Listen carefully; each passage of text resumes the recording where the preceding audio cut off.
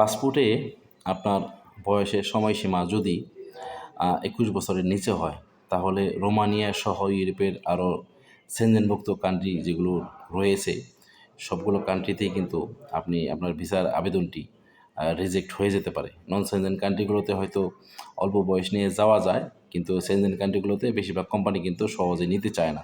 ঠিক আছে, তাদের গভর্নমেন্ট ল অনুযায়ী 21 বছরের নিচে যে কোনো ধরনের মানুষ কিন্তু তাদের কাছে বাচ্চা বলে বিবেচিত হয়। ঠিক আছে, আমাদের দেশে যেমন 18 বছরের নিচে যে কোনো ধরনের ছেলে অথবা মেয়ে বাচ্চা বলে বিবেচিত হয় বা অপ্রাপ্ত বয়স্ক হিসেবে বিবেচিত হয়, সে দেশে 21 বছরের নিচে কিন্তু যে কোনো ধরনের ছেলে এবং মেয়ে কিন্তু অপ্রাপ্ত বয়স্ক হিসেবে বিবেচিত হয়। তাই তারা অপ্রাপ্ত বয়সের কোনো ছেলে অথবা মেয়েকে জেনারেল ওয়ার্কার হিসেবে ওয়ার্ক পারমিট ভিসা দিতে চাইবে না।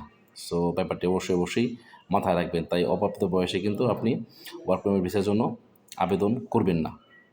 সময় নিয়ে সব কিছু জেনে ভালোভাবে জেনে শুনে আবেদন করবেন, তাহলে আপনি সাকসেসফুলি একসময় ভিসা পেয়ে যাবেন।